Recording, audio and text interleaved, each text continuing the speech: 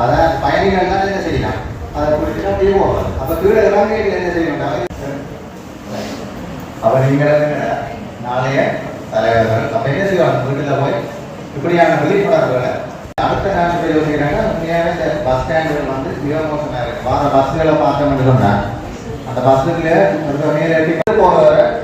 அதுல கேமரா போட்டு அதில் சிகராக்கி கண்டி போட்டு கொடுத்துக்கிறோம் அப்படியான சிஸ்டங்களை கொண்டு வரோம் சட்டங்களை வந்து நாங்கள் ஒதுக்கினா தான் இல்லை சரியா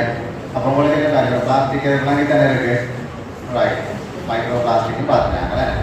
அப்போ மைக்ரோ பிளாஸ்டிக் என்ன செய்யணும்னு சொன்னால் இந்த கடலில் இருந்து வருது தானே ஏன்னா கடலில் வந்து என்னதான் சுத்தரவாக்கினாலும் வீட்டில் நம்ம செய்ய ஆடும் வேறு நாடுகளிலிருந்து கடலுக்குள்ள என்ன செய்யும் பிளாஸ்டிக் கடல்கள் எல்லாம் வழியாக நீங்கள் தயவு செய்து இந்த தண்ணி போட்டு பாய்க்கணும்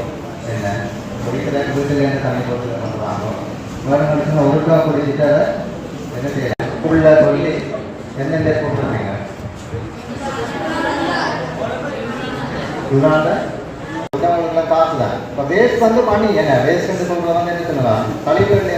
மணி உருவாக்கலாம் சரியா நாங்கள் வீட்டில் பிளாஸ்டிக் வாங்காங்களே அவங்க உடனே காசு தானே சரியா அப்போ நாங்கள் என்ன செய்யலாம் வேஸ்ட்டை வந்து தனித்தனியாக பிரித்து கொடுத்தா அது காசு ஒன்றாக இல்லையா அப்போ 2 நாள் மட்டும் சாப்பிட்றது மறக்கிறதே கூடாது இந்த மரக்கரையெல்லாம் கரண்ட் இப்போ கூட அடிப்பார் சரியா மரக்கரையும்